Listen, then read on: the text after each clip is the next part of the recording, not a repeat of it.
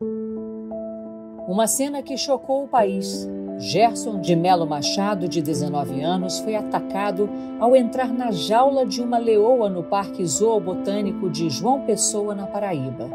Por trás dessa morte que nos impressiona e nos comove, são muitas camadas: abandono, desrespeito, negligência. O jovem tinha esquizofrenia e não recebia acompanhamento psicológico contínuo. O Gerson já tinha sido internado num complexo psiquiátrico e acumulava passagens pelo sistema prisional. O que é a esquizofrenia? Como ela se manifesta? E o que deve e pode ser feito para evitar tragédias assim com pessoas que têm esse transtorno mental? Eu sou a Renata Capucci. Isso é fantástico.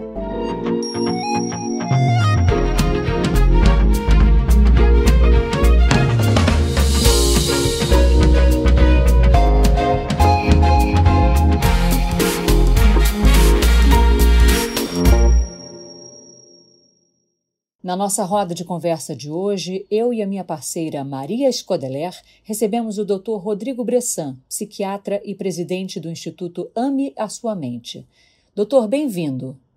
Obrigado, Renata. Obrigado, Maria. Prazer estar aqui com vocês. Doutor, depois desse caso trágico do Gerson, um jovem que se lança para a morte sem a consciência disso, vários debates surgiram sobre a esquizofrenia e a gente vai falar deles aqui, mas para a gente começar a entender o que leva uma pessoa com esse transtorno a cometer um ato como esse, quer dizer, o que acontece na mente da pessoa que tem esse diagnóstico?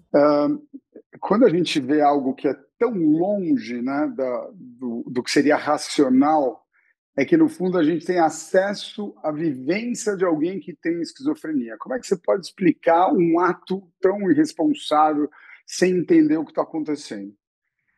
Em geral, eu não conheço exatamente o que aconteceu com o Gerson, mas o que acontece com a maior parte das pessoas com esquizofrenia que cometem atos que a gente não entende é porque elas têm uma vivência delirante. O que é um delírio?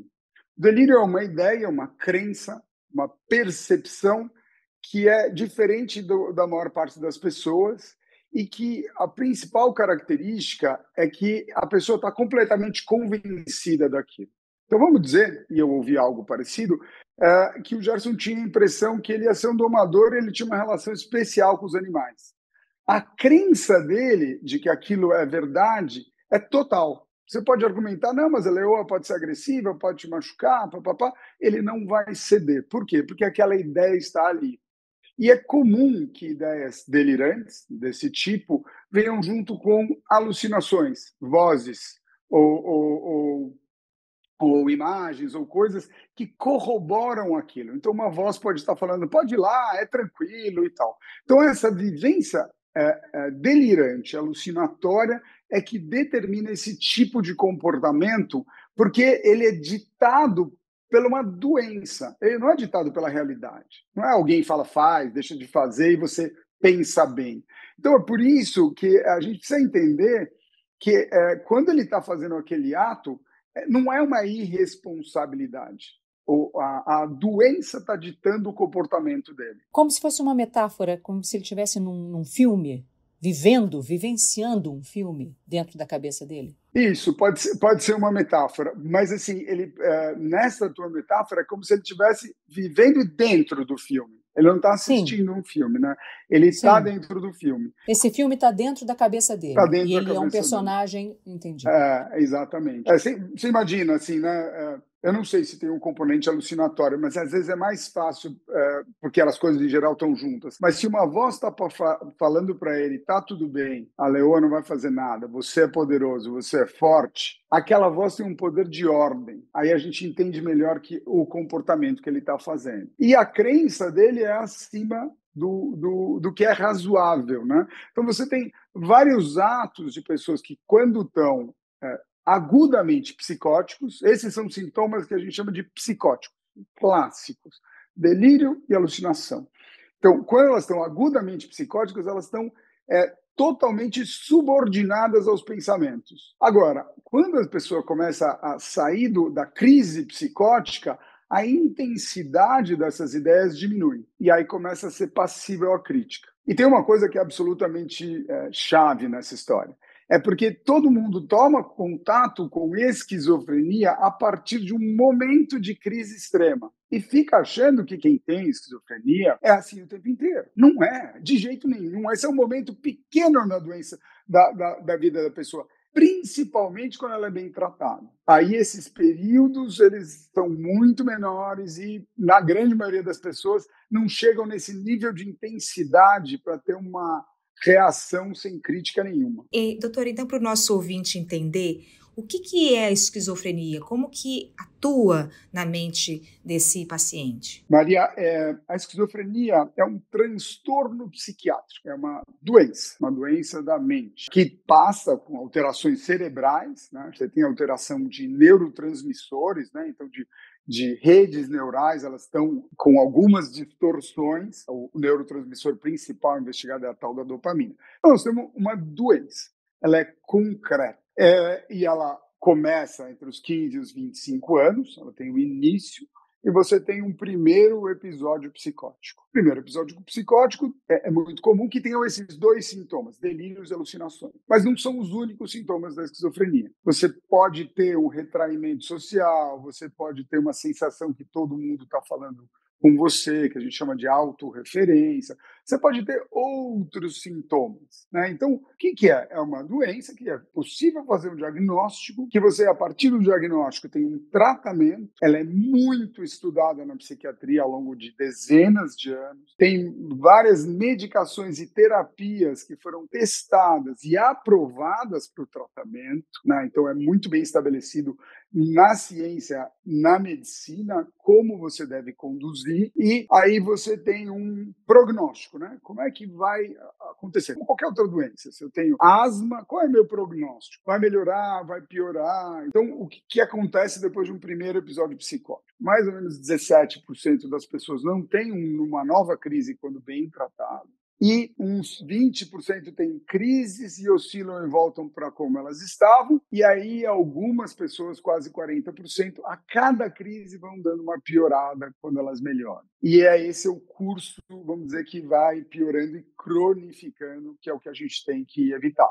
Então, quando a gente trata alguém com esquizofrenia, o que a gente quer? Diminuir sintoma, reduzir a crise, né? E no começo é fácil, respondem bem a medicações e tirar os sintomas psicóticos.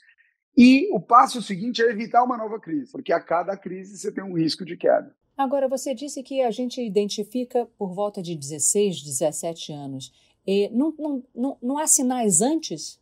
Varia de pessoa para pessoa, né? Você pode ter um início aos 25 anos, você pode ter um início aos 12, 8 anos, pode acontecer. E às vezes aos 35, tal. As mulheres têm o início um pouquinho mais tardio em relação aos homens, 3, 4 anos mais tarde. E doutor, é uma doença hereditária somente ou ela pode se manifestar mesmo quando a pessoa não tem um histórico familiar? Tem sim. A tua pergunta ela é muito importante e é fruto de muito estudo. É uma área que a gente estuda. Então, quando você tem o primeiro episódio psicótico, eu consigo entender esses dois sintomas, delírios e alucinações, com clareza. Então, aqui eu tenho esse sintoma, está diagnosticada a psicose. Algumas pessoas a gente pode identificar que estão num alto risco para desenvolver psicose quando você tem uns sintomas delirantes meio frustros. Está meio estranho, eu acho que está todo mundo me perseguindo, não, passou, era da minha cabeça, vai e volta. Aqui a gente chama de um estado clínico de risco. A gente tem a primeira linha de pesquisa aqui no Brasil, na Unifesp, na Universidade Federal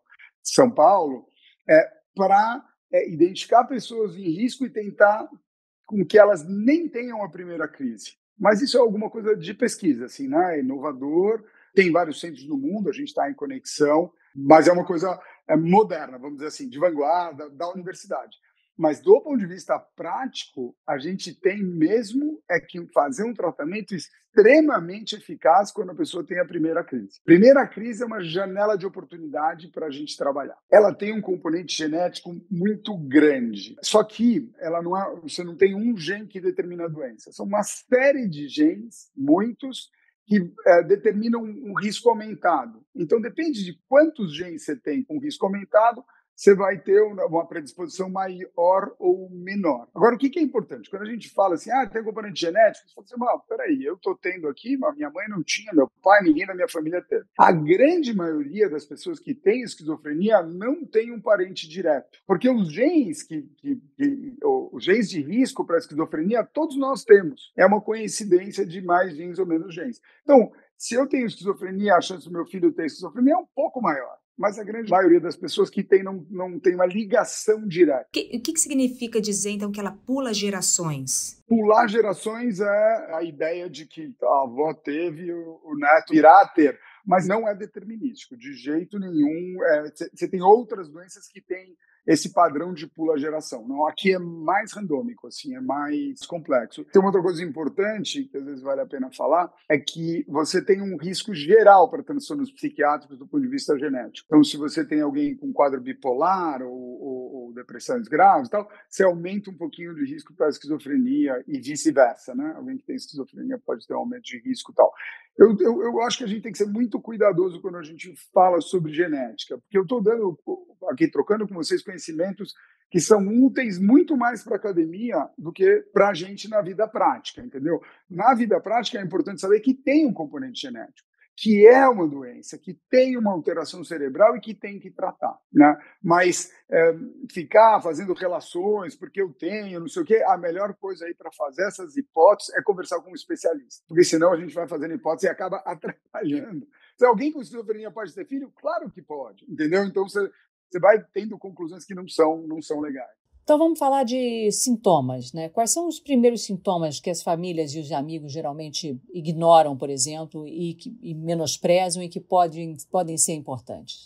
Em geral, um dos primeiros sintomas é isolamento e ter comportamentos ou falas que a gente não entende direito. Então, vamos imaginar aqui o Gerson. O Gerson começa a falar que ele tem uma relação especial com os animais. Todo mundo pode ter essa sensação, eu tenho uma conexão maior, você é veterinário e tal.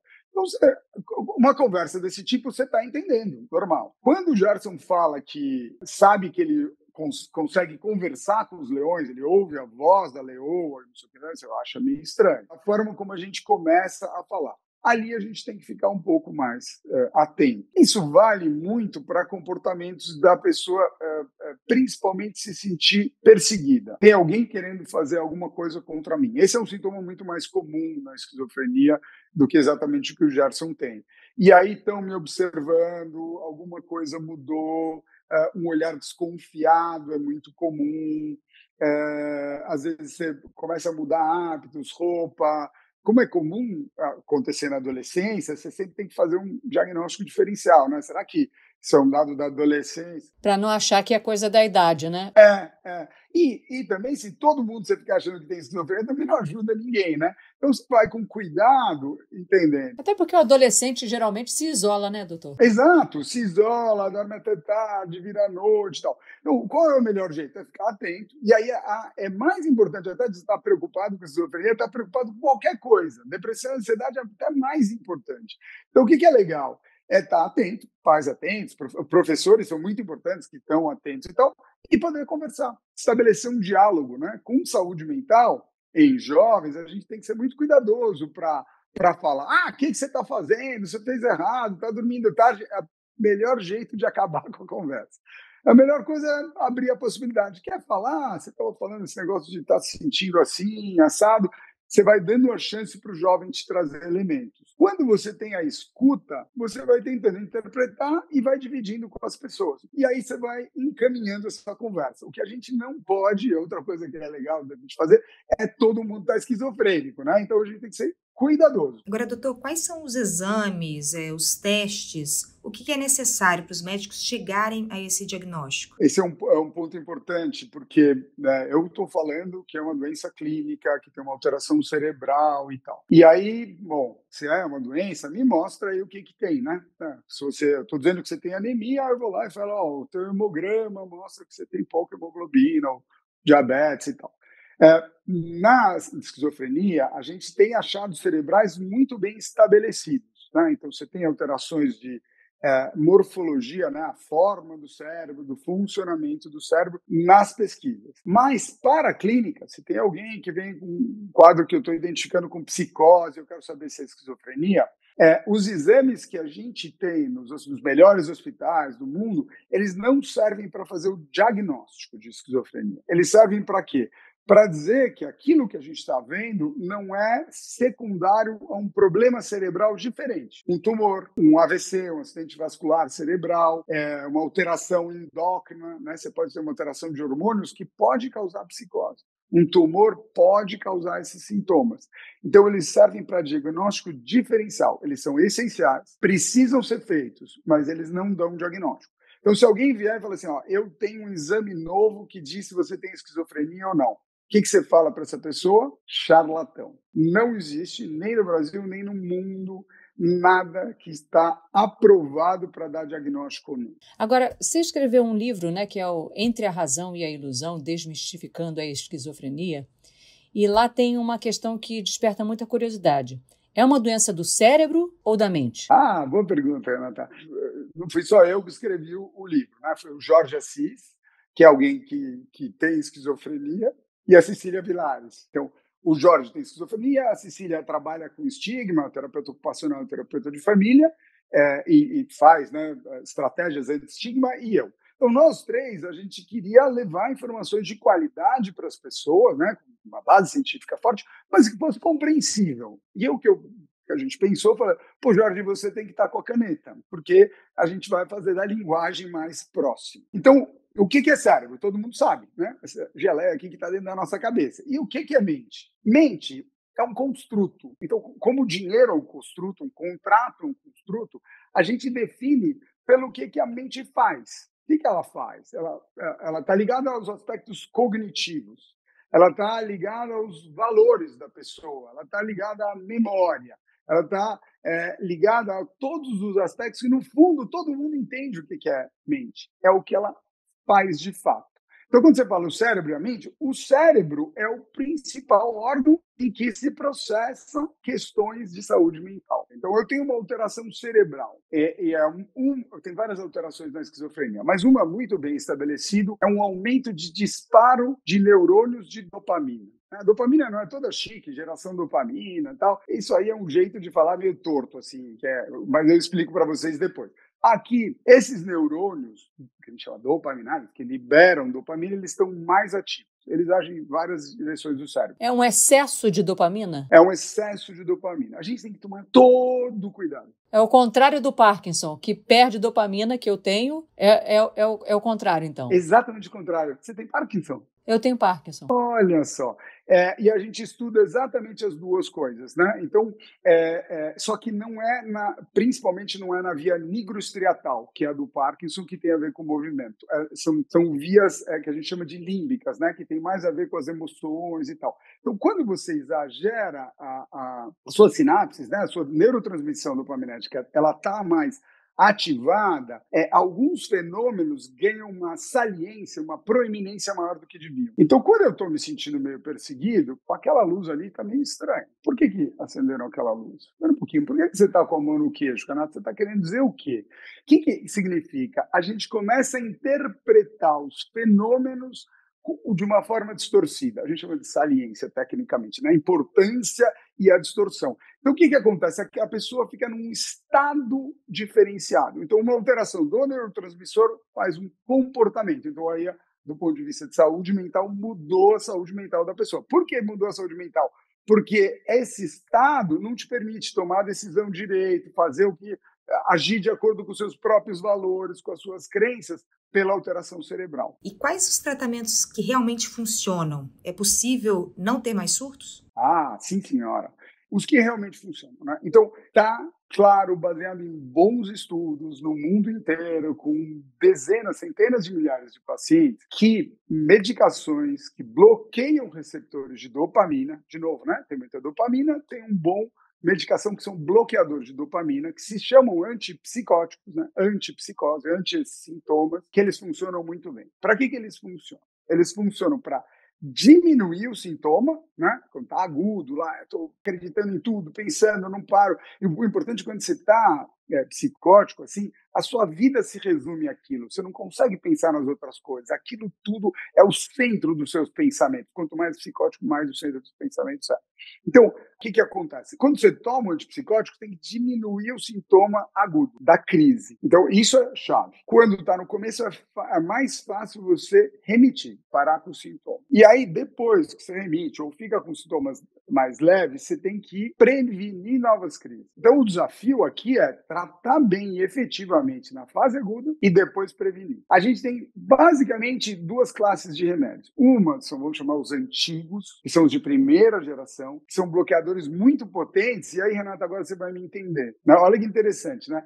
Eu tenho uma doença que aumenta a dopamina. Se eu dou um remédio que bloqueia a dopamina e a dose é muito alta, o que acontece com a pessoa? Fica parkinsoniana. É um parkinsonismo induzido pela medicação. E você sabe aquela história de louco, que baba, que fica rígido, com aquela cara feia? É efeito colateral de medicação. Você usava no passado doses estratosféricas e as pessoas ficavam com aqueles sintomas. Na verdade, as novas medicações de segunda geração e terceira geração agora, elas são eficazes com muito pouco sintoma extrapiramidal ou de Parkinson, entendeu? Então, foi um mega avanço que a gente teve. Claro, né? Eu até falo para os pacientes, né? Você tem uma doença, eu te dou um remédio, você ganha duas doenças, né? Fica com sintoma de Parkinson, fica com Parkinson, é muito chato, né? Você não vai tomar o remédio a longo prazo. Mas, remédio é efetivo, mas ele pode ter efeito colateral. E tem um outro problema, todo mundo tem preconceito com psicose, com loucura. E aí, o que você quer? Você quer não ser louco, você não quer se tratar. Então, e é interessante, os pais têm preconceito, a sociedade tem preconceito, todo mundo tem preconceito, mas os principais é a pessoa consigo mesma. Eu não sou louco, não adianta. Quando eu estou agudamente psicótico, eu não sou louco, é a definição do delírio mesmo, né? Eu tenho certeza que aquilo é verdade. Mas quando eu começo a melhorar, você fica resistente a essa situação. E aí é difícil se tratar. Eu tenho uma pergunta sobre isso, doutor.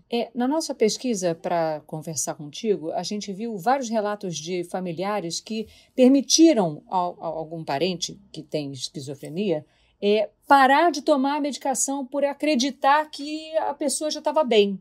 Quer dizer, pode-se abandonar o remédio ou isso jamais vai acontecer? Tem que tomar para o resto da vida? Algumas pessoas, eu contei para vocês no começo, bem tratadas, mais ou menos 17% das pessoas vão ter uma crise só e podem abandonar o remédio. Muito bem tratadas e tal. Algumas podem fazer um tratamento longo, 5, vários anos, e podem tentar diminuir remédio. Tem alguns casos de sucesso. Muitas vão precisar de medicação a longo prazo. Sim, mas essa percepção não é da família, é do psiquiatra. É da ciência, né? A família, a melhor coisa, quando eu estou bom, isso vale para qualquer problema. Eu melhorei da depressão, por que eu vou tomar essa porcaria desse remédio o resto da vida? Né? Mas aí o que é legal? E todo mundo quer se livrar do remédio. Porque quando você se livra do remédio, você se livra da doença também, né? É uma coisa meio maluca, mas é verdade, né?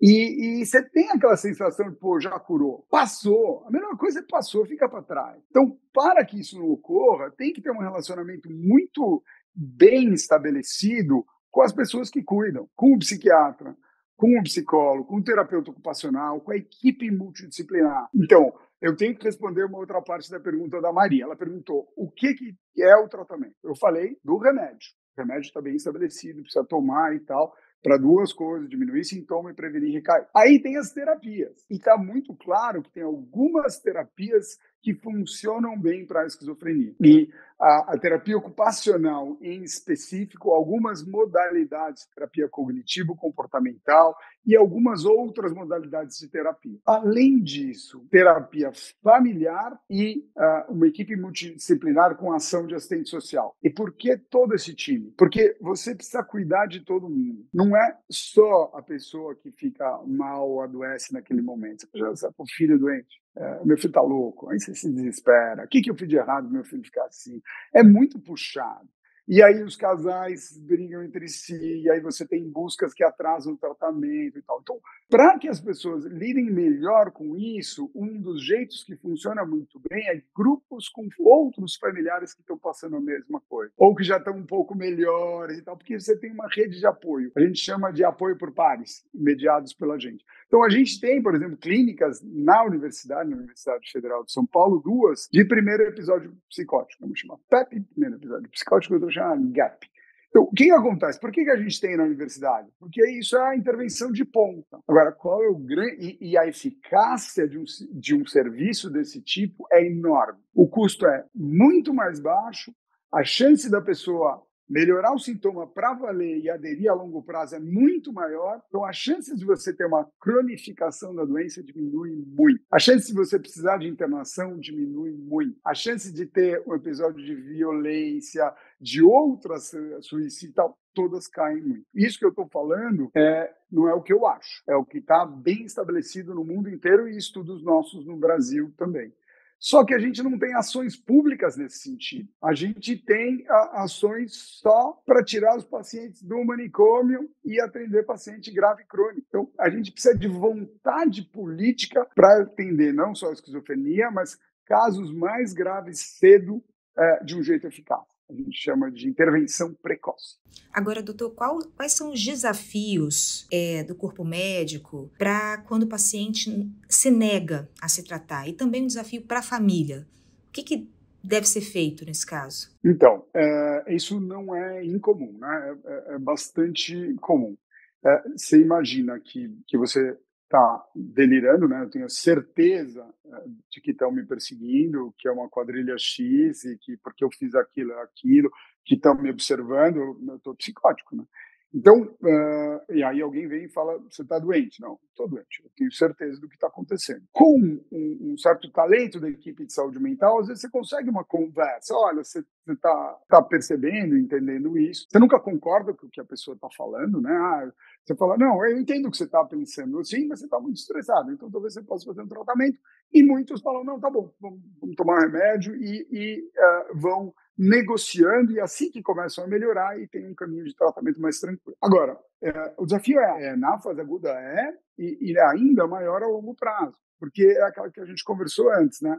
Já melhorei, quero parar. A adesão ao remédio ela é difícil em todas as especialidades médicas. É uma coisa, né?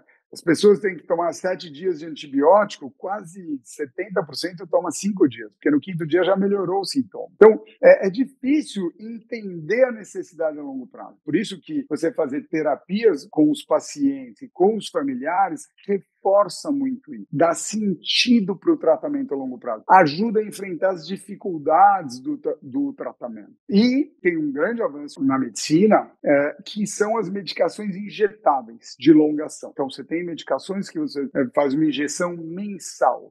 Você tem injeções mensais das drogas que eu contei para você de primeira geração, que dão sintomas de Parkinson com muita frequência, e você tem das drogas novas, que nem são tão recentes. Então, no Brasil, por um tempo, não sei exatamente por quê, mas por alguma coisa política positiva, a gente pode dar os melhores remédios para os pacientes. Mas os melhores... No SUS, doutor? Tem no SUS? Pelo SUS, não é na farmácia. Na farmácia também, mas... e aí, os novos remédios não foram incorporados ainda por questões... principalmente as drogas injetáveis de longa ação de segunda geração que dão menos parkinsonismo. Uma delas, a paliperidona, você tem mensal, tem trimestral, então você dá uma injeção a cada 3 meses, e a gente já está testando há algum tempo aqui uma semestral, que está liberada nos Estados Unidos, e a gente torce para que venha para o Brasil. Você imagina, você tem uma trimestral, você discute a tomada de remédio 4 vezes no ano só. Semestral são 2 vezes no ano. É um conforto maior para o paciente, né? Para todo mundo. Então tem toda uma delicadeza de ajustar a dose, de entender se está bem, se está mal, mas depois que você consegue todo esse trabalho, gera uma paz para todo mundo ligado ao tratamento muito grande. E a evolução dos pacientes fica muito boa, porque não só as pessoas param de vez, mas elas param 2 dias, voltam, e aí cai muito a eficácia quando você toma de um jeito errado, né? Sim, eu adoraria ter um remédio assim que tomasse uma vez a cada 3 meses. Seria maravilhoso. Mas, doutor, vamos lá. Falamos da doença, falamos dos pacientes, falamos das famílias, falamos de tratamento. O que a sociedade precisa entender para diminuir o estigma? E aí permitir que as pessoas com esquizofrenia tenham uma vida digna, segura, acompanhada, normal, ou mais próximo do normal. A palavra estigma tem a ver com uma marca, né?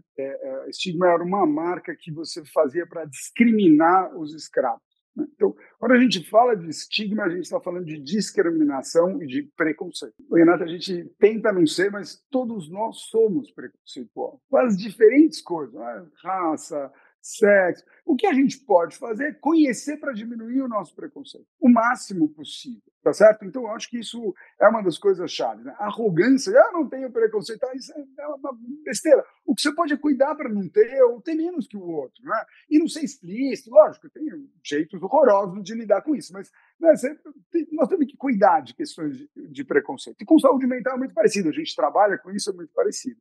Então, quando você não conhece, você vê alguém tendo um comportamento estranho, é muito, muito rápido, você fala tá louco, e você empurra para lá, porque todos nós temos um incômodo. Aí o que precisava fazer? Tentar entender. Olha, isso pode ser uma doença, não é loucura. E é uma doença tratável. Quando você vai colocando esse conhecimento, ajuda.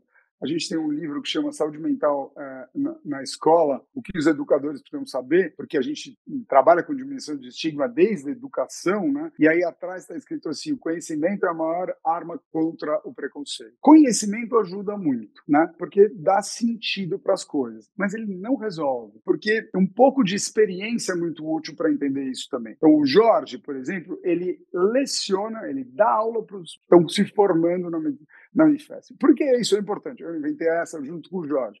Porque as pessoas precisam ter contato com alguém com esquizofrenia, dando aula para elas, para entender que a doença não tira a dignidade, não tira a sensatez da pessoa. Quando você está psicótico, você perde a sensatez. Não é coisa mais insensata que entrar na jaula do leão, mas a sensatez é algo que as pessoas têm. Eu costumo dizer que o Jorge é muito mais sensato que eu, é verdade. Porque a gente trabalhava no board, a gente trouxe ele para o conselho da clínica lá de esquizofrenia que a gente tem na Unifesp, que eu coordenava na época. E o Jorge, quando a gente ia discutir questões administrativas e tal, ele dava palpites muito mais sensatos. Que nós vamos fazer com tal funcionário que está fazendo isso? Eu falava, vamos mandar embora. Ele falava, não, peraí, vamos conversar. Então, a humanidade volta. Quando você tem uma pessoa louca, você tira a humanidade. Então, o trabalho, esse é o que a gente está tentando fazer aqui agora, levar informação. Um fato horroroso desses, né? Pô, é horroroso. Se você só marca louco ou pula na frente do leão, só reforça a loucura e o estigma. Se você aproveita esse momento, né, de uma coisa que é estigmatizante e pode tratar disso, aproveitar essa conversa, a gente ajuda as pessoas. Mas o que eu digo é que é uma ação que a gente tem que fazer toda hora, sabe? Eu costumo dizer que preconceito é algo que a gente tem que enfrentar. O que você diria como mensagem final para os amigos, familiares, pessoas que convivem e que são diagnosticadas com a doença? Há esperança? Maria, essa é uma pergunta ótima. Você sabe que eu trabalho com isso há muito tempo.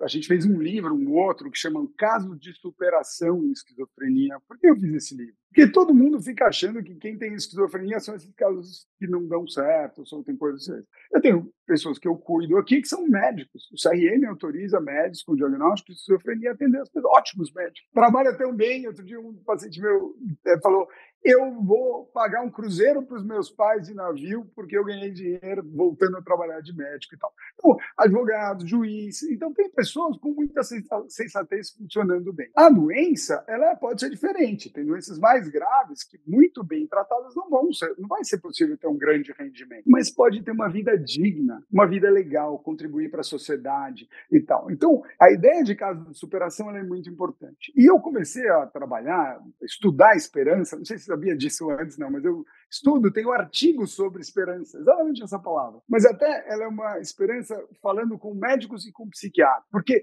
quando você entende a doença como muito grave e não tem jeito, você cria uma profecia. E como ela é muito negativa, ela fica autoproferida, ela se realiza por causa disso. Então eu digo, esquizofrenia é uma coisa de maluco, vai dar tudo errado. Aí você começa a tratar, começa a ter problema com o tratamento, é maluco mesmo, larga esse tratamento que não vai dar certo. E aí vai ficando pior, vai ficando mais psicótico e vira uma doença que não dá certo. Quando você trata bem, cuida e mantenha um nível de esperança, você tem outros caminhos. E a gente vê isso.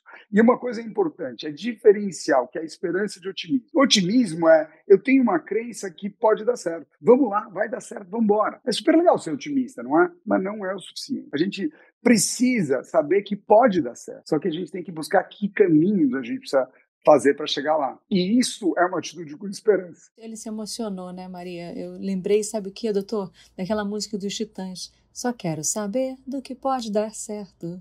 Não tenho tempo a perder.